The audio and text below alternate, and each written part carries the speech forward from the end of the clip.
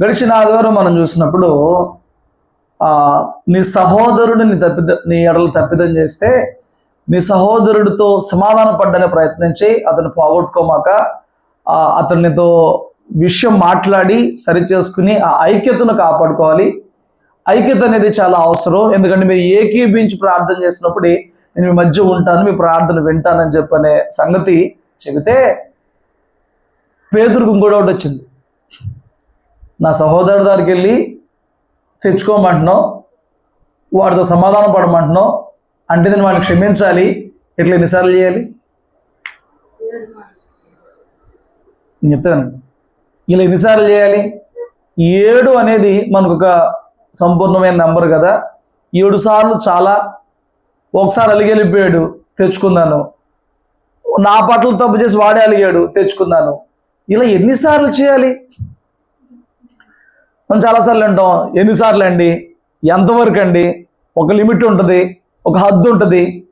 చెప్తాను చెప్ప ఏంటి? దీని కొరకు ఎదుటి వ్యక్తి మనల్ని బాధిస్తున్నప్పుడు, బాధ పెడుతున్నప్పుడు, హింసిస్తున్నప్పుడు, మాటలతో కానీ, చేష్టలతో కానీ, క్రియలతో కానీ ఒక సహనం కొంత సంపాదించుకుని సహనంతో వేచి చూసి ఆ లిమిట్ దాటేసినాక వచ్చే మాటలో ఎంతకాలం అండి, ఎన్నిసార్లు అండి?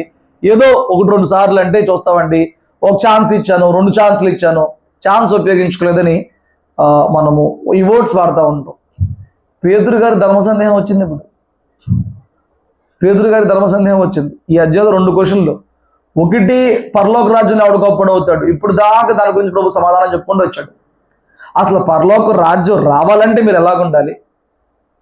నువ్వు పరలోక రాజ్యంలో గొప్పవాడు అవ్వాలంటే ఎలాగుండాలి? ఇంకా పరలోక రాజ్యానికి వచ్చి ఇతరుల విషయంలో ఎట్లాగుండాలి? నిన్ను నువ్వు అభ్యంతరం అవ్వకుండా ఎట్లా కాపాడుకోవాలి? ఇతరులకు అభ్యంతరం అవ్వకుండా ఎలా చూసుకోవాలి? ఒకరి నీ నుంచి దూరం అవ్వకుండా ఎలా కాపాడుకోవాలి? ఎన్నో సమాధానాలు పరలోక రాజ్యములో చేరాలి. కాబట్టి నువ్వు చేరడానికి, నీ తోటి వారికి ఎటువంటి ఇబ్బంది కలగకుండా ఉండటానికి, వారికి నువ్వు సహాయపడటానికి, వారిని నువ్వు బలపరచడానికి ఎంత జ్ఞానం కావాలో అంత జ్ఞానం చెప్పాడు. స్టిల్ పేతురు గారు కూడా డౌట్ వచ్చింది. సోదరుడు వెళ్ళిపోతే తెచ్చుకోమన్నావు, బాగానే ఉంది. ఎన్నిసార్లు? ఒక లెక్కపత్రం లేదా? 7 సార్లు చాలా అడిగితే పేతురు ప్రభు తిరిగి 7 సార్లు కాదు, 7 పక్కన 70 పెట్టి ఇంటూ మార్క్ పెట్టు, 70 ఇంటూ 7 మార్లు అన్నాడు. దగ్గర ఎంతకాలం అయిందండి? ఏమండి? 490 సంవత్సరాలు, 90 సార్లు అని చెప్పారు. అంటే అక్కడ అచ్చంగా అక్కడ ఆపేమని కాదులే కానీ 7 అంటున్నావు, 7 ఇంటూ 77 అని చెప్తున్నాడు ప్రభు. అన్నిసార్లు అయినా నువ్వు క్షమించాల్సిందే. అలాగని లెక్క పెట్టి కూర్చుంటావా అని చెప్పి వారికి అర్థమయ్యేలాగా పరలోక రాజ్యం గురించి ఇంకా ఒక ఉపమానం చెప్పాడు. పైన చెప్పిందంతా పరలోక రాజ్యంలో చేరడానికి నువ్వెలా ప్రవర్తించాలి, తోటివారితో ఎలా ఉండాలి, తోటివారితో ఎలా సహకరించాలి, ఎలా మోటివేట్ చేయాలి, ఈ గొడవే ఇప్పుడుదా చెప్పిందంతా. స్టిల్ అక్కడ అర్థం అవ్వడానికి నీ తోటివాడితో నీకున్న బంధం విషయంలో దూరం కాకున్నట్లుగా ఎలాంటి పరిస్థితి వచ్చినా అసలు దేవుడు నీకేం చేశాడు నువ్వు అర్థం చేసుకుని నీవు తోటి వాడికి ఏం చేయాలో అర్థమయ్యేలాగా చెప్పడానికి ఒక ఉపమానం ఉపయోగించుకుని ప్రభు అక్కడ చక్కటి విషయం చెప్పాడు. పరలోక రాజ్యం అంటే తన దాసుల దగ్గర లెక్క చూసుకుంటున్న ఒక యజమాని పోలి ఉందంట. ఎలాగుందంట? తన దాసుల దగ్గర లెక్క చూసుకుని ఒక యజమానుని పోలి ఉంది. ఏమంటే అక్కడ రాయబడిన మాటలు ఎలాగుందంటే ఆ దాసుడికి యజమాని అంట 10,000 తలాంతులు ఇచ్చాడంట. ఒక్క తలాంత్ అంటే కింద ఏం రాశారు? 3,600. ఇప్పుడు 10,000 తలాంతులు అంటే ఎన్ని రూపాయలు కన్వర్ట్ చేద్దాం మనం? 3 లక్షల అంతేనా? మనం ఏదో లెక్కేసినట్టున్నాగా ఇసాం మనం. 3,600 10,000 అంటే 8 సున్నాలు పెట్టాలి, 4 సున్నాలా, 3 సున్నాలు 4 సున్నాలు పెట్టు 3,600 36,000, 3,06,000, 2 సున్నాలు అయిపోయినాయి, 36 లక్షలు, 3,06,000 అంతేనా? 3,06,00,000 రూపాయలు ఇచ్చాడనమాట. చిట్టుమి చెప్పేది ఆ చిన్నప్పుడు 2 రూపాయలు వేసుకెళ్తే మాకు సరుకులు అన్నీ వచ్చాయి ఇంట్లో అని చెప్పేది. ఒక 40-50 years బ్యాక్కి వెళ్తే రూపాయి కొన్ని విలువ అదే. 2,000 సంవత్సరాల క్రితం 3,06,00,000 రూపాయలు అంటే 2,000 సంవత్సరాల క్రితం ఎంత ఎంత హ్యూజ్ అమౌంట్ అది. మీకు అర్థమైందా? అక్కడ కింద ఎందుకనంటే పోల్చుకుంటాము, తెలుసుకుంటాము దానిలో సబ్జెక్ట్ ఎంతో. 10,000 తలాంతులు నువ్వు 10,000 రూపాయలు అనుకుంటే సరిపోదు. ఒక్కొక్క తలాంత్ వచ్చేసేటప్పటికి 3,600 రూపాయలు అన్నాడు. 3,600 ఇంటూ 10,000 వేసుకుంటే 3,06,00,000కి వెళ్తుంది చెప్తున్నారు. ఇప్పుడు 2,000 సంవత్సరాల క్రితం 3 కోట్లు అంటే, ఇప్పుడు 3 కోట్లు అంటే 6 లక్షలు అంటే ఇప్పటికీ మనకేం చిన్న అమౌంట్ కాదు కదా. మరి ఆ రోజులు 2,000 సంవత్సరాలు అంత అమౌంట్ యజమానుడు దాసుడికి ఇచ్చాడు. యజమానుడు దాసుడికి ఇచ్చినప్పుడు వాడు తిరిగి కట్టలేకపోయాడు. వచ్చి వేడుకుంటున్నాడు, అయ్యా నువ్వు లెక్క అడుగుతున్నావు, లెక్క చెప్పమంటున్నావు, కానీ ఇప్పుడు నేను లెక్క చెప్పే స్థితిలో లేను, దాన్ని చెల్లించే స్థితిలో లేను, దాన్ని చెల్లించలేను. ఓర్చుకో, నా పట్ల ఏం చేయాలి, నువ్వు ఓర్చుకో, నన్ను ఓర్చుకో, ఏదో ఒకటి చేస్తాను నేను చెప్తున్నాను. వాడు ఏం చేసిన డబ్బు కట్టలేడు. ఇక్కడ ఉపమానంలో చెప్తున్న సంగతి ఏంటంటే, వాడి అప్పుని యజమానుడు కనికరించి తొలగించాడు అంటున్నాడు. వాస్తవానికి ఆ అప్పు ఏంటంటే అది కేవలం డబ్బు కాదు. ఆ అప్పు ఏంటంటే మానవుడు చేసిన పాపమునకు వచ్చిన తీర్పు, మానవుడు చేసిన పాపమునకు వచ్చిన శిక్ష. దానిని మానవుడు ఎంత ఓర్చుకో ప్రభు అని చెప్పినా కానీ పాపం వల్ల వచ్చే జీతం మరణం, తన మరణం ద్వారా దాన్ని చెల్లించలేడు. అది ఇంకా 300 తరాలకి కంటిన్యూ అవుతూనే ఉంటుంది తప్ప అది చెల్లించే అవకాశం అయితే ఎక్కడ కూడా లేదు. స్తోత్రం చెప్పు.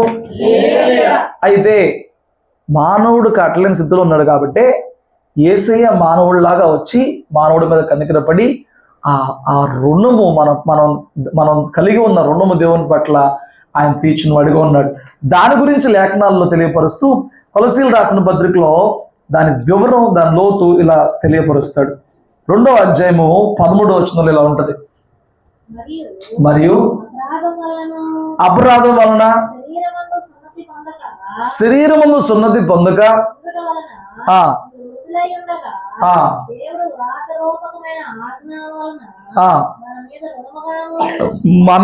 మన మీద రుణముగాను మనకు విరోధముగా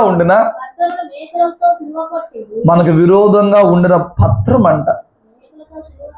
మనకు విరోధంగా పత్రం, రుణపత్రం అప్పించినప్పుడు ఏం చేస్తామండి, నోటు రాసుకుంటాం కదా, పలానా వారికి ఎంత వచ్చున్నారు, ఇన్ని రూపాయలు వడ్డీ రాసుకుంటాం అనమాట. ఇక్కడ విషయం ఏంటంటే మనం చేసిన ప్రతి అవిధేయత, మనము అపరాధం వలన శరీరమందు సున్నతి పొందకపోవడం వలన మృతులై ఉండగా రాతరూపకమైన ఆజ్ఞల వలన మన మీద రుణముగా ఉన్నాయంట. ఇంతకాలం అన్ని జనులుగా జీవించిన మనకి సున్నతి లేదు, అపరాధములు, ఆజ్ఞలు అనుసరించకపోవడం వలన ప్రతిదీ రుణముగా మారిపోయింది. ఇంకా హైలైట్ ఏంటంటే ఈ రుణపత్రం ఎవరి చేతిలో ఉంటుంది అంటే దేవుని చేతిలో కాదు, సాతాను గారి చేతిలో ఉంటుంది. రుణపత్రం ఎవరి చేతిలో ఉంటుంది? సాతాను గారి చేతిలో ఉంటుంది. దేవుని ఆజ్ఞలను వెంబడించిన వారి లిస్ట్ ఆయన దగ్గర ఉంది. ఆయన ఇదిగో నా బిడ్డ ఇది చేశాడు కాబట్టి నా బిడ్డకి మేలు చేస్తానంటాడు. అయితే దేవుడు ఎవరికైనా మేలు చేయకుండా, ఎవరిని కాపాడకుండా మనము చేసేవాడంటే వాడు రుణంగా రాసుకుంటాడు అనమాట. వాడు వచ్చి చూపిస్తాడు, ఇదిగో ఈ బిడ్డ నా బిడ్డ, ఎందుకంటే నీ ఆజ్ఞలు ఈ విషయం పాటించాల, ఈ ఆజ్ఞ పాటించాల, ఈ సున్నతి ఈ వ్యక్తికి లేదు, ఈ విషయంలో లోబడలా, కాబట్టి వీడు నా బిడ్డ అవుతాడు, వీడికి నేను అధికారం అవుతాను, వీడు నాకు వెల చెల్లించాలి అని చెప్పని సాధారణంగా రుణపత్రం వేసుకుని వస్తూ ఉంటాడు. వీడు నాకు హక్కుదారుడో, వీడి మీద నాకు అధికారం ఉంది, రుణపత్రం. పాపముల మూలంగా మనకు కలిగిన రుణపత్రం అది. ఇది కంటికి కనపడకపోవచ్చులే కానీ మన అపరాధములన్నీ లిఖించబడుతున్న రుణపత్రం అది. మన అవిధేయతలన్నీ లిఖించబడి ఉన్న గతకాలపు రుణపత్రం అది. అని అక్కడ రాయబడిన ఆశ్చర్యం అన్నమాట అంటే మనకు విరోధంగా ఉండిన పత్రమునంట మేకులతో సిలువ కొట్టాడంట. ఏమండి, సాధారణంగా అంతా లిస్ట్ తీసుకొచ్చి, ఇదిగో హరిబాబు ఎన్ని చేశాడో చూడు, మణిం ఎన్ని చేసిందో చూడు, సురేష్ ఎన్ని చేశాడో చూడు, సాధారణంగా తీసుకొచ్చి ఎవరు కంప్లైంట్ చేస్తారు? ఏసే కంప్లైంట్. ఎన్ని చేస్తారో చూడు, వీళ్ళు ఆ బిడ్డలు అన్నప్పుడు వాడంట రుణపత్రాన్ని తీసుకుని మేకులు కొట్టి వాడు రాసిన ఆ చేరాత అంతటిని కూడా తుడిచేశాడంట. ఎలా తుడిచేశాడు అనంటే తన రక్తమును కాచి ఆ రక్తముతో మన మీద ఏవైతే అపరాధాలుగా, రుణాలుగా, భారాలుగా పడినాయో, మనం ఎంత ప్రయాసపడినా, మన జీవితమైనా, మన బిడ్డల జీవితమైనా దేన్నైతే మనం చెల్లించలేమో అదే సిలువలో మన కొరకు చెల్లించబడిన వెల. అందుకే యేసయ్య చెప్పాడు, ఈ లోకాన్ని నేను పరిచారం చేయించుకుంటానికి రాలా, పరిచారం చేయడానికి అనేకులకి విమోచన క్రయధనముగా నా ప్రాణమే ఇస్తానికి వచ్చాను అన్నాడు. హల్లెలూయా. ఎందుకు క్రయధనం? కొన్నాడు, మనల్ని రక్తం ఇచ్చి కొన్నాడు. సతాను బారి నుండి, నరక బారి నుండి ఆయన వెల చెల్లించాడు అనమాట. ఎందుకంటే మనము చేశామో, మనం కట్టలేమో, మన తండ్రి ఉన్నాడు, ఆయన వచ్చి కట్టాడు. హల్లెలూయా. ఏమండి, ఏదన్నా చిన్నపిల్లోడు ఏదైనా కొట్లోకి వెళ్ళి తినేసాడు అనుకో, ఎవరు కడతారండి డబ్బులు? ఆ షాప్లో ఎదుగుతారు, వాళ్ళ అమ్మ ఎక్కడుందో, వాళ్ళ నాన్న ఎక్కడుందో వెతికేం చేస్తారు? ఇదిగో మీ అబ్బాయి లేస్ ప్యాకెట్ తినేసాడు, మీ అబ్బాయి డైరీ మిల్క్ తినేసాడు. దాని వెల ఎవరు కడతారండి? తినేసింది కొడుకే, కట్టేది తండ్రి. ఈరోజు మనల్ని ఆయన ప్రేమించి అందరినీ, లోకమంతటి తన బిడ్డలుగా ఆయన అంగీకరించడానికి ఇష్టపడి ఉన్నాడు. కాబట్టి మానవుడు చేసిన వాటికి దైవ మానవుడుగా వచ్చి వెల చెల్లించిన వాడిగా ఉన్నాడు. హల్లెలూయా, హల్లెలూయా. ఆయన ముందు అదే చెప్తున్నాడు, తర్వాత అదే చెప్తున్నాడు. నేను పరిచారం చేయించుకోవడానికి రాలా, ఆయన పరిచారం చేయించుకోవడానికి రాలా. అది ఆ విషయం వాళ్ళకి అర్థం అవ్వాలని చెప్పనే శిష్యుల దగ్గరికి వెళ్ళి ప్రతి వాని కాళ్ళు పట్టుకున్నాడు. ఏమండి, నేను అంటున్నాను, మనలో ఉన్నది దేవుని స్వభావమా, మనలో ఉన్నది సాధారణ స్వభావమా? మనలో ఉన్నది ఏ స్వభావము? దేవుని స్వభావమేనా? నీకు ఎప్పుడు దేవుని స్వభావం వచ్చింది? కడగబడినాకు వచ్చిందా? ఏ స్వభావం వచ్చింది? అదే దేవుని స్వభావంలో ఏ పోలిక వచ్చిందా? మన రుణములు ఆయన తీసివేశాడు.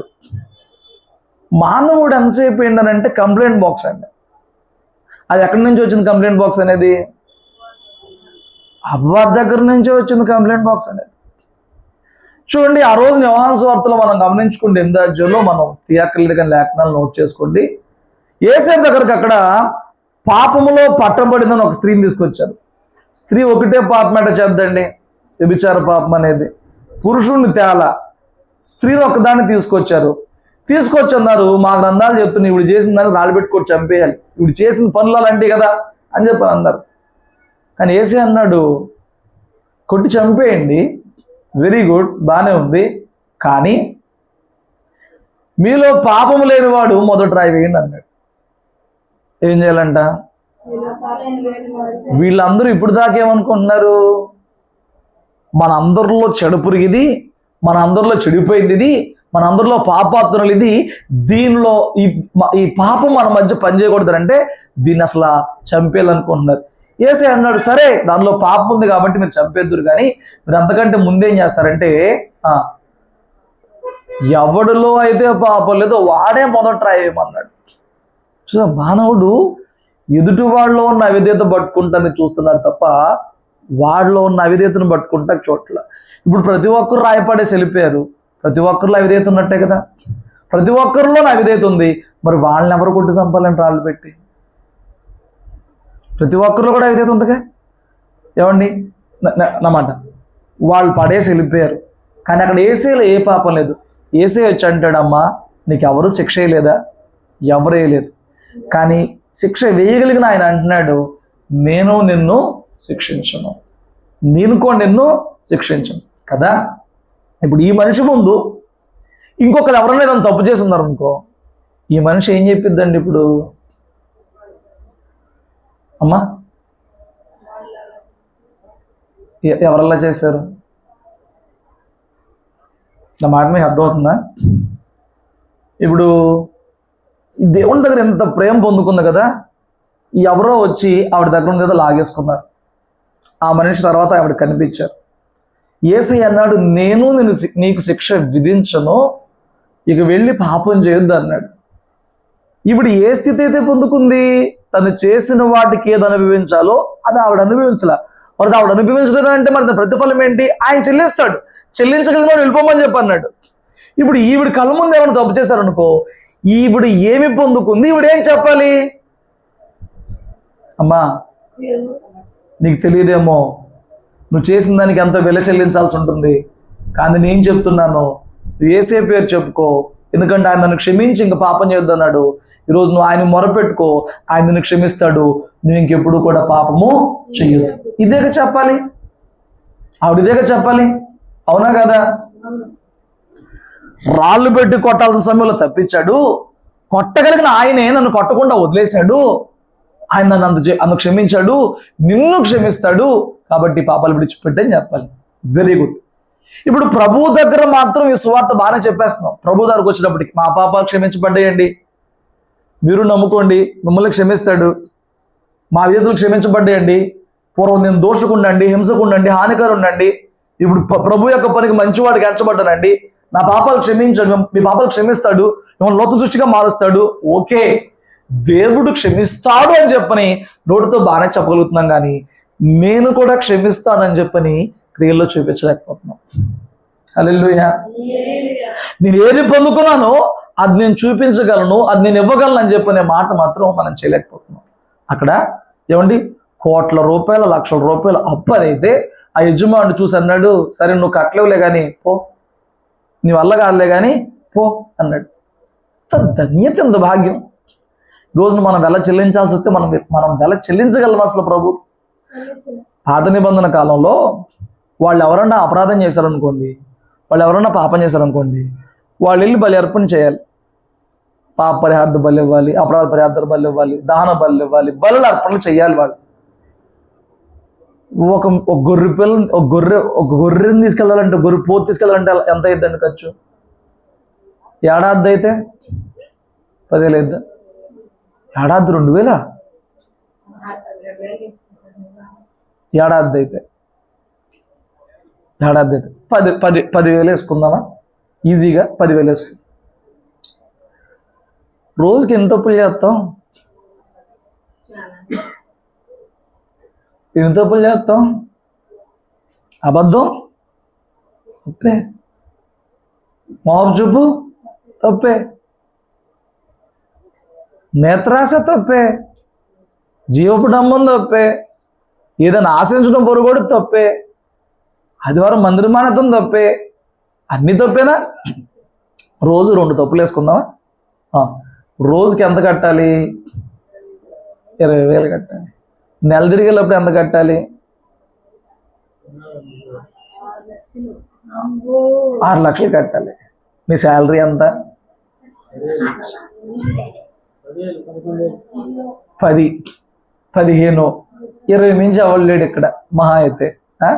నువ్వు సంపాదన అంతా ఒకరోజు తప్పులు కట్టుకుంటాకే సరిపోతుంది. మరి సంవత్సరం మొత్తంలో 6 లక్షలు ఇంటూ 12, 72 లక్షలు. 10 ఏళ్ళు గడిచింది అంటే 7,20,00,000. ఎక్కడ తెచ్చి కడతావు? ఎక్కడ తెచ్చి కడతావు? ఏమండి, అది నేను తక్కువలో తక్కువ 2 తప్పుల కింద ఎత్తేనే, 2 తప్పుల కింద ఎత్తేనే నువ్వు కట్టగలవా? ఈరోజు మన క్రీస్తులో ఉన్న భాగ్యం ఏంటంటే, పాత నిబంధన భక్తుల్లాగా ఎప్పటికప్పుడు ఏ తప్పుకు ఆ తప్పుకి వెళ్ళి అర్పణ చేసే పని లేకుండా ఒక్కసారి మనందరి నిమిత్తం బజార్పణ అయిపోయిన వాడిగా ఉన్నాడు. ఏ ఫైన్ కట్టక్కర్లా, నువ్వే పరిహారం కట్టక్కర్లా. ఈ పిచ్చగోర్లకి తెలియ కొంతమందికి ఇప్పుడు పరిహారాలను కడతా ఉన్నారు. కొంతమంది తప్పులు మోపితే ఇప్పుడు కొంతమంది కడుతున్నారు పిచ్చగోర్లలాగా. సో మనమేం కట్టక్కర్లేదు అన్నప్పుడు ఏమండి, మరి మనకెవడన్నా కట్టాల్సింది కూడా మనం వదిలేయాలిగా. వీడికి ఎన్ని కోట్ల రూపాయలు పోయింది, ఆడు బయటకు వస్తే ఆడు చూడండి, ఆడికి ఎంత కట్టాలి ఆడు. అమ్మా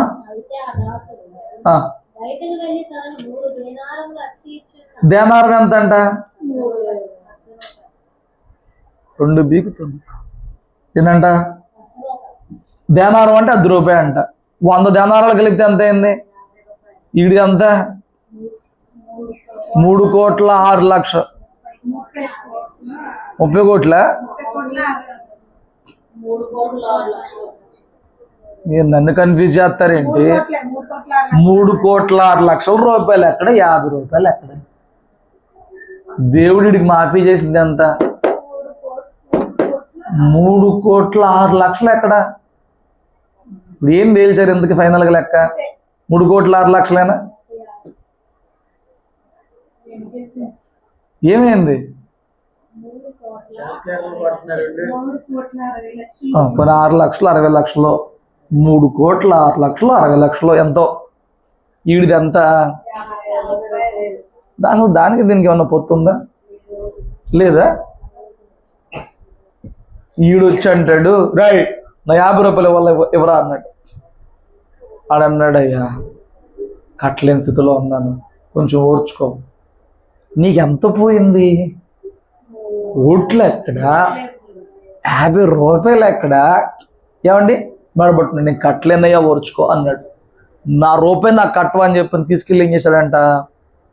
జైల్లో పడేసి. ఇప్పుడు జరుగుతుంది ఏంటయ్యా అని అంటే, ప్రభు మనల్ని క్షమించిన మన పాపము అంత గొప్పది. ఏమండి అంత గొప్పది. ఏమండి ఇదిగో 1000, 2,000, 3,000 లాగేసుకుంటే 3,60,00,000 మీరు చూపించాలంటే ఎంత తెలియద్ది? ఈ బాటిల్ 1000, ఇప్పుడు ఇలా ఈ బాటిల్ పైన ఇంకొక బాటిల్ పెడితే 2,000, 3,000, 4,000. ఇది ఎంత తెలియద్ది ఆకాశంలోకి? ఆడు కట్టాల్సింది ఎంతంట? 50 రూపాయలు. 50 రూపాయలు. ఇది ఎంత ఉంది? 3 కోట్ల. దాని ముందు ఇది ఎంతండి? అసలు దీని ముందు ఇది ఎంత? నీ పాపాలు ఎంత ఘోరమైన అయినా ప్రభు క్షమించాడే. పక్కనోడి మీద ఖర్చు పెట్టుకుంటావా? పక్కనోడి మీద ద్వేషం పెట్టుకుంటావా? పక్కనోడిని క్షమించడంటావా? పక్కనోడి మీద ఉద్రేకాలు పెట్టుకుంటావా? పక్కనోడి మీద ఏమండి ఆ గాయం పెట్టుకుంటావా? బాంబు తిప్పుకుంటావా? బాధ పెట్టుకుంటావా? ప్రభువే అలా చేస్తే నువ్వేమైపోతావు? ఏమండి మీరు చాలా జాగ్రత్తగా అర్థం చేసుకోవాలి. ప్రభు అన్నాడు, నువ్వేమి పొందుకున్నావో తిరిగి దాన్ని ఇవ్వాలి అంటున్నాడు. మనం ఏం పొందుకున్నాం? మహాకృపను పొందుకున్నాం. 3,60,00,000 అంత కృప పొందుకున్నాం. పక్కనోడికి ఎంత చూపించలేవు? శాంపుల్ చూపించాలా వద్దా?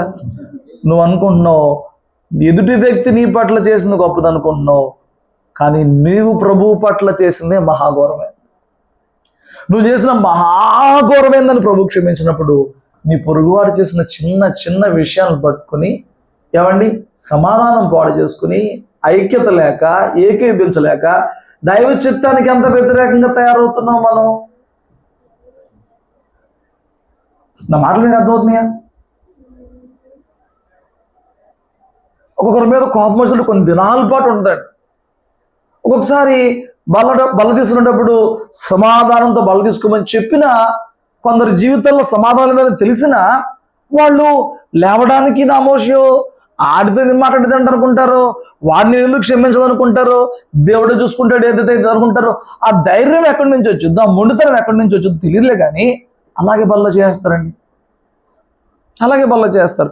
ఇది దీనిలో చేయవేయటం వల్ల తీర్పు ఉంది, శిక్ష ఉంది. ఏమండి చాలా మంది దీనివల్ల రోగులు అవుతున్నారు, నిద్రిస్తున్నారు, అనేకులు దీనివల్ల నష్టపోతున్నారు అని చెప్పి మరి బల్లిస్తున్నప్పటికి కూడా ఆ కోపాన్ని, ఎదుటి వ్యక్తి మీద ఉన్న ద్వేషాన్ని గొప్పదిగా ఎంచుకుంటున్నారు తప్ప ఏమండి ఆ దేవుని వాక్యము దాని వల్ల వచ్చే తీర్పుని ఎవరు కూడా ఈరోజు పట్టించుకోవట్లేదు. నాకు పట్టించుకుంటున్నారు. లోపల ఖర్చు ఉంటుంది, ఉద్రేకం ఉంటుంది. ఏం సాధించిద్దండి? మీ అందరికీ తెలిసిన విషయాలే. సౌలు మంచి చేసినోడి మీదే మనసు పాడు చేసి పెట్టుకున్నాడు. దావీదు రాజ్యాన్ని చెడు ఏం చేశాడండి? చెడు చేయలే, మంచి చేశాడు. మళ్ళీ ఇక ఆ టైంలో దావీదు నిలబడకపోయి ఉంటే, గొల్యాతుని ఎవరు గెలవకపోయి ఉంటే ఇంకా అలా కంటిన్యూ అయ్యేది. ఎవడన్నా బలహీనుడు వెళ్ళి ఉంటే వాడు చచ్చిపోయేవాడు, వీళ్ళు సరెండర్ అవ్వాల్సిన వాళ్ళు. అలాంటి చోట ఎవరు నిలబడ్డారు? దావీదు నిలబడ్డాడు. మేలే చేశాడు, మేలు చేసినోడి మీద అసూయ పెట్టుకున్నాడు. తెల్లారికల్లో వచ్చేసిందంట దురాత్మ. తెల్లారికల్లో వచ్చేసిందంట దురాత్మ. స్తోత్రం చెప్పండి. ఇక్కడ పేతురు అడిగాడు, నా సహోదరుడిని ఎన్నిసార్లు క్షమించాలి? నేను అంటున్నా, నువ్వు ఎన్నిసార్లు క్షమించుంటావు నీ పొరుగువాడిని? నీ పొరుగు వారిని ఎన్నిసార్లు క్షమించుంటావు? ఏమండి? చాలాసార్లు ఎన్ని విషయాలు ఎన్నిసార్లు క్షమించుంటావు? అంటే నీకు క్షమించేదానికంటే ముందు కొన్ని మాటలు చెప్తా. గాయపడి కొన్ని విధాలు మాట్లాడతాం మానేసావా? ఈ వ్యక్తి మీద ఉన్న కంప్లైంట్ ఇంకొక వ్యక్తికి పదే పదే చెప్తున్నావా? నువ్వు ఆ వ్యక్తి మీద బాధపడినట్లు తెలియకుండా మళ్ళీ ఆ వ్యక్తి సమాధానంగా ఉంటూ మన హృదయంలో ఆ వ్యక్తిని దూషించుకున్నావా? ఏమన్నా కోపం వచ్చింది, నా కోపం వస్తే నేను తెలియదు, దగ్గర ఉన్నప్పుడు మాత్రం మంచిగా ఉండి పక్కన వెళ్ళిపోయాడు దరిద్రుడు. ఇవన్నీ ఏంటండి? ఇవన్నీ ఏంటి? హృదయపూర్వకంగా క్షమించే వాళ్ళు ఉండే లక్షణాలేనా? హృదయపూర్వకంగా ప్రేమించేవాడు ఉండే లక్షణాలేనా? ప్రేమ భరిస్తుంది, ప్రేమ క్షమిస్తుంది. ప్రేమ అంటే అనేక దోషాలని కప్పేస్తుంది. ప్రభు మనల్ని ప్రేమించాడు కాబట్టి మనల్ని క్షమించాడు. నువ్వు నీ పొరుగువాడిని ప్రేమించు అని చెప్పి వాక్యం చెప్తున్నాడు. ఆజ్ఞలు రెండు ప్రధానమైనవి, ఒకటి దేవుణ్ణి ప్రేమించు, రెండు నీ పొరుగువాడిని ప్రేమించు. పొరుగుని ప్రేమించావా, ప్రేమ దోషాలను కప్పేస్తుంది. నీ పట్ల చేసిన ప్రతి దోషాన్ని కూడా కప్పుకుంటూ వెళ్ళిపోద్ది. సాధారణంగా నోట్ చేస్తాడండి, దేవుడు కాదు, దేవుడి బిడ్డలు కాదు. ఎవరు నోట్ చేస్తారు లిస్ట్ అంతా? వాడు రుణంగా మారుస్తాడు అనమాట, వాడు రుణపత్రంగా చేస్తాడు. సాధారణంగా పనిది. స్తోత్రం చెప్పు. హల్లెలూయా. వీడంట తీసుకెళ్ళి ఈ 50 రూపాయలు తీసుకెళ్ళి జైల్లో పడేశాడంట. ఇది చూసిన వాళ్ళు ఇప్పుడు ఎవరి దగ్గరికి వెళ్ళారు? వీడు యజమాని దగ్గరికి వెళ్ళారు. అయ్యా మీకు ఒక విషయం చెప్పాలి. ఏంటి? మీరు ఒక పనికి మాలినోడి పట్ల కృప చూపించారయ్యా, మీరు ఒక పనికి మాలినోడు క్షమించారయ్యా. ఏం జరిగింది? మీరు వాడికి ఎంత అప్పు క్షమించారు, మీరు వాడి మీద ఎంత కృప చూపారు, మీరు వాడిని ఎంత క్షమించారు? అవును క్షమించాను. వాడు మాత్రం బయటికి వెళ్ళి ఇదిగో 50 రూపాయలు భాగ్యాన్ని వాడిని జైల్లో వేసాడు అని ఎప్పుడైతే విన్నాడో మళ్ళీ పిలిపించాడు. దేవుని సన్నిధిలో క్షమించబడి ఉండొచ్చు, నీ పాపములు దేవుని సన్నిధిలో కొట్టివేయబడి ఉండొచ్చు. అయితే నువ్వు ఎప్పుడైతే లోకంలోకి వెళ్ళి నీ పొరుగువాడికి చేసిన వాటిని నువ్వు క్షమించలేకపోయావో ఇప్పుడు నీ పాపాలు నిలిచే ఉంటాయి. అవి అలా గతంలోకి వెళ్ళిపోవాలని అంటే కనుక నీ పట్ల ఎవరు తప్పు చేస్తున్నా వారిని క్షమించుకుంటూనే వెళ్ళిపోవాలి. ఇదే క్రైస్తవ్యం. హల్లెలూయా. రివెంజ్లు ఉండో క్రైస్తవ్యంలో, సాధింపులు ఉండో క్రైస్తవ్యంలో, పగలు ఉండో క్రైస్తవ్యంలో. ఇదే పరలోక రాజ్యము, ఇదే పరలోక మార్గము అని దేవుని వాక్యం చెప్తాను. ఏమండి? నువ్వు చిన్నదానికి అయిందానికి అందరికి అలా అంటున్నావులే. కానీ మొన్న ప్రవీణ్ పళ్ళగర్ చనిపోతే వాళ్ళ భార్య ఏముందండి? ఏమండి?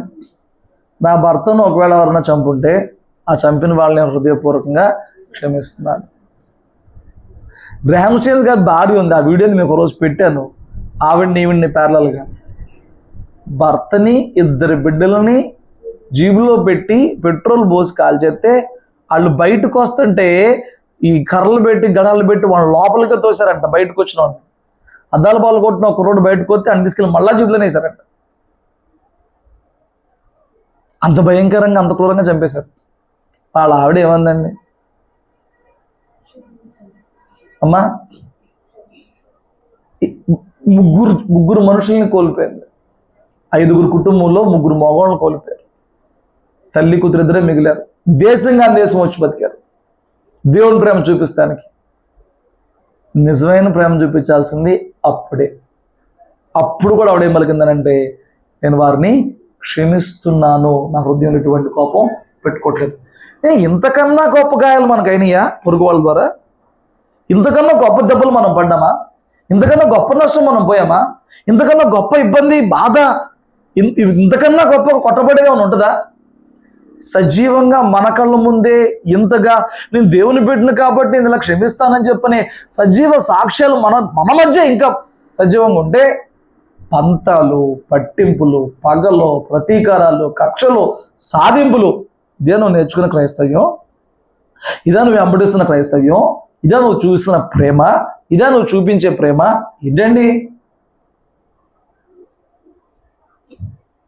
నీకు మహాకృప చూపుతాడా? నీవు పొరుగుడు పట్ల ఎంత కనికరం చూపించువా? పోన్లే అనవా? క్షమించువా? ఒకళ్ళు అంటారు, నన్ను ఏడిపిస్తే వాడికి మంచిది కాదు, దేవుడు ఊరుకోడు, దేవుడు నీకులా సైగా కాదు. అవునా? నీకంటే కచ్చి గుండెల్లో కొందరు అంటారు, నా జోలికొద్ది దేవుడు ఊరుకోడు. ఏం చేశారు వాళ్ళు?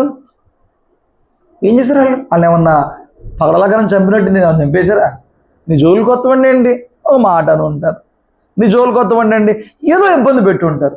ఇప్పుడు దీనికి వేసి పగ తెచ్చుకోవాలా? వేసేని పక్క కోసం ఆడుకుంటున్నావా? బాగా వాడుతున్నారు వేసేని. ఏంటంట, నా జోలికి వచ్చి వేసే ఊరుకోడు, నా పక్షం నేను ఉంటా అన్నాడు. నా జోలికి వచ్చి ఎదురెట్టాగే బాగా అనిపించారు. అమ్మా, నువ్వు ఏ బైబిల్లో క్రైస్తవ్యం ఫాలో అవుతున్నావు అమ్మా? ఎక్కడ వాక్యం అండి అది? నా జోలికి వచ్చి చుట్టాకి బాగా అనిపించారు. ఆయన జోలికి వచ్చి వాళ్ళు ఏం చేశాడు? నీ జోలికి వచ్చి మాత్రం నువ్వు క్షమించు, ఆయన ఎంటర్ అయిపోతాడు. ఆయన ఇప్పుడు వాళ్ళని పట్టి పీడిస్తూ ఉంటాడు, వేధిస్తూ ఉంటాడు. వాళ్ళు వచ్చి ఇప్పుడు నీ కాలు పట్టుకోవాలి, అప్పుడు వాళ్ళు క్షమించబడతారు. ఇదేనా కదా స్క్రీన్ ప్లే? ఏంటండి? పాత నిబంధన, కొత్త నిబంధన. ఆత్మీయుడు అంటే, దేవుణ్ణి సేవించేవాడంటే, దేవుడు వెంబడించేవాడంటే, వాడికి అంత నష్టం కలిగిన ఎదుట ఆ నష్టం కలిగించిన వాడు ఉన్నా వాడిని ప్రేమించి ప్రేమతోనే ఉంటాడు తప్ప పగతో ఖచ్చితంగా ఎప్పుడు కూడా ఉండరు. బైబిల్ అలా చెప్పట్లా, యేసు ఎలా చెప్పట్లా. పాత నిబంధనలు ఆది కాలంలోనే యోసేపునే మనం చూసాం. ఏమండి, 10 మంది అన్నలు కూడా వస్త్రాలు లేకుండా గుంటలో పడేసి 10 చావరా, ఆ మాట ఎలాగుంటది? దిగురా చావు అని తీసుకెళ్ళి గుంటలో పడేశారు. సరే సత్యం వచ్చిందిలే అని చెప్పిన వాడిని తీసుకెళ్ళి అమ్మేశారు. సంవత్సరాలు గడిచిన ఇప్పుడు వాళ్ళు వచ్చి పాదాల మీద సాగిలు పడ్డారు. ఏమండి, వాళ్ళు కొన్ని రోజుల్లో తెలిసిపోయింది. అంటాడు, నన్ను అమ్మేసినందుకు మీరు బాధపడుతున్నారే, వాళ్ళేం బాధపడరు. అది మామూలుళ్ళ. మళ్ళీ ఈయన మనసు చూడు, నన్ను అమ్మేశారని చెప్పని మీరు బాధపడుతున్నారేమో, మీరు చేసింది నాకు మేలే జరిగింది, మీరు చేసింది నాకు మేలే జరిగింది, మీరు బాధపడకండి. ఏమండి, వాళ్ళ నాన్న చచ్చిపోయినా మళ్ళీ వచ్చారు. నాన్న బతుకున్నప్పుడు ఏం చెప్పాడు తెలుసా? మీ అన్నయ్యలు చేసిన దాన్ని నువ్వు మనసులో పెట్టుకుని వాళ్ళకే కీడు చేయొద్దని చెప్తున్నాడు తెలుసా అని అడిగారు. యోసేపు ఏడుస్తాడండి, మీరు ఎందుకు నన్ను అలా చూస్తున్నారు? నేను మీద పగ పెట్టుకునేవాడినానో, సమయం వచ్చినప్పుడు పగ తీర్చుకునేవాడుగానో ఉంటానని మీరు ఎందుకు అలా భావిస్తున్నారు నన్ను? నేను మళ్ళీ చెప్తున్నా కదా, మీ మూలంగా నాకు మేలే జరిగింది, నాకు కీడేమీ జరగలేదు. మీరు కీడు తలంచినా అది నాకు మేలే జరిగింది. నువ్వు ఈ మాట చెప్పగలవా? వాళ్ళ కీడు తలంచినా నా దేవుణ్ణి బట్టి నాకు మేలే జరిగింది. మనకి కీడు తలంచినప్పుడు మేలు జరిగిద్దండి, కానీ వాళ్ళు కీడు తలంచినందుకు మనం మళ్ళీ వాళ్ళు కీడు కోరుకుంటాం. నిజంగా దేవుడిని సేవిస్తున్నందుకు, దేవుడిని వెంబడిస్తున్నందుకు మన జోలికి ఎవరు వచ్చినా, మనకి ఏం కీడు జరిగినా కీడును కూడా మేలుగా మార్చే దేవుడు కాబట్టి మేలు చేస్తాడు, మేలుగా మారుస్తాడు. హతసాక్షులు అయ్యే భాగ్యం ఎక్కడో కొందరికి ఇస్తాడు. మనమేం కోరుకుంటాం?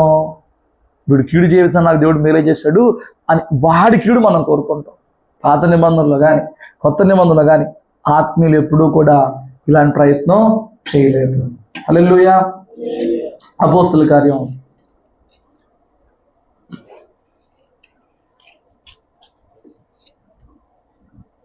7వ అధ్యాయము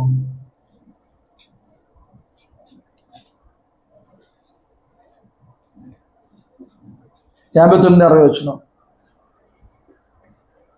ప్రభువును గూర్చి మొరపెట్టుచు, యేసు ప్రభువా నా ఆత్మను చేర్చుకోమని స్తెఫను పలుకుచుండగా వారు అతని రాళ్లతో కొట్టిరి. అతడు మోకాళ్ళు ప్రభువా వారి మీద ఈ పాపము మోపకమని గొప్ప శబ్దంతో పలికెను. ఈ మాట పలికి నిద్రించెను. సౌలు అతని చావులకు సమ్మతించెను. ఈ పాపం మోపకు వారి మీద గొప్ప శబ్దంతో చెప్తున్నారంట. అయ్యా, ఈ పాపం వారి మీద మోపకు. యేసయ్య ఏ మాటలైతే చెప్పాడో కొన్ని దినాలకి, కొన్ని నెలలకి స్టెఫన్ ఏ మాటలు చెప్తున్నాడు. అయ్యా, ఇది పాపం, నన్ను కొట్టి చంపడం మనిషిని, కానీ ఆ పాపపు శిక్ష వారి మీదకి రానివ్వద్దు. మనం ఏం కోరుకుంటామండి? చిన్నపిల్లల కాడి నుంచి పెద్దోళ్ళ వరకు. ఇప్పుడు చిన్నపిల్లలు పిలిచి కొట్టామనుకో, ఏడ్చిందనుకో, ఇప్పుడు నాన్న అమ్మ వచ్చి ఎవరైతే కొట్టారో వాళ్ళని పేళ్ళమని కొట్టినట్టు యాక్షన్ తప్ప ఈగో సాటిస్ఫై అవ్వట్లే చిన్నపిల్లలకే. అది చిన్నప్పటి నుంచే ఉంది మనకు బీజం. ఏమండి, ఇక ఆ మనిషి అమ్మలు చేయబెట్టి పేటును కొడితే ఇప్పుడు ఈ మనిషి నిజంగా దెబ్బతగినట్టు ఏడిస్తే అప్పుడు వాళ్ళు సైకో సమ్మతి. చిన్న పిల్లలకే ఉంది అది, చిన్న పిల్లలకే ఉంటుంది అనమాట. నన్ను కొట్టినందుకు ఇప్పుడు ఆయన కొట్టారు, సాటిస్ఫాక్షన్ వచ్చింది. దేవునిలో మనము ఎదుగుతున్నామంటే మనం ఎలా ఉండాలి? నీ కీడు చేశారా, నువ్వు వారి మేలు కోరాలి. కీడుకి మేలు చేయాలంట, అపకారికి ఉపకారం చేయాలంట. ఈ మాటలు ఎవరు చెప్తారండి? ఇక ఆయన యేసు చెప్తున్నాడు, పరలోక రాజ్యం ఇలాగే ఉంటుంది. పరలోక రాజ్యం ఇలాగే ఉంటుంది. నేను మిమ్మల్ని క్షమించాను, మీరు మీ పొరుగువాడిని క్షమించాలి. మీరు ఏది పొందుకున్నారో మీరు అది ఇవ్వగలగాలంటే అపోస్తుల కార్యంలో ఉన్న భక్తుల కాడి నుంచి నేటి కాలంలో నిజంగా దైవ చిత్రంలో ఉన్న భక్తుల వరకు ఈ వాక్యం నెరవేరుస్తున్నారు. ఇది నెరవేరిస్తేనే నీకు పరలోకం. ఇది నెరవేర్చగలిగిన ఆ ఆత్మ సంబంధమైన సామర్థ్యానికి వచ్చినప్పుడే. ఏమండి, నిజమైన బలం ఏంటో చెప్పనా? ఎదురు వ్యక్తి తప్పు చేసినప్పుడు వాడిని క్షమించగలగడం నిజమైన బలం. దీనికి కావాలి అసలైన బలం, దీనికి కావాలి అసలైన సామర్థ్యం. వాడు చేసింది ఓర్చుకుని వాడిని తప్పు క్షమించి వాడిని ప్రేమతో పలకరించడానికి దీనికి కావాలి సామర్థ్యం. హల్లెలూయా. సాధించడానికి సామర్థ్యం అక్కర్లా, పల సాధించడానికి ఆడు ఎప్పటికప్పుడు దొరుకుతాడు.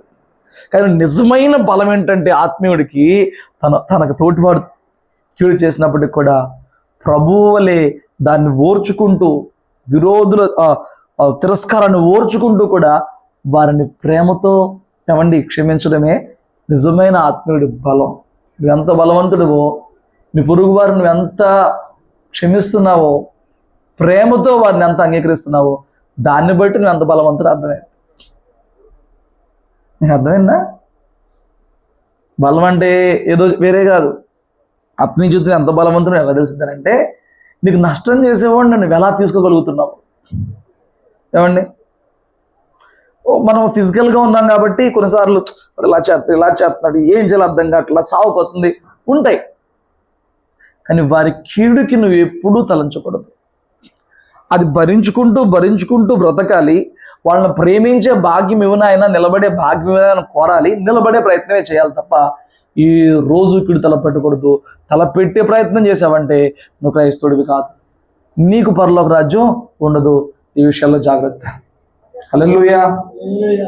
చూడు 34-35 చదవండి, ముగించుకుందాం. మత్తయి సువార్త.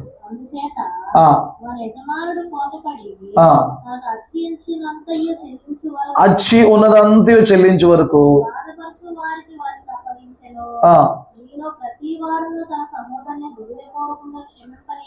ఎలా క్షమించాలంటండి?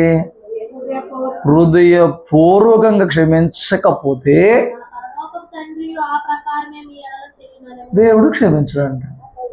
దేవుడు క్షమించకపోతే నీ పాపాలు నిలిచి ఉంటే ఎలాగలా చెల్లిస్తావు? చెల్లించలేవుగా నువ్వు.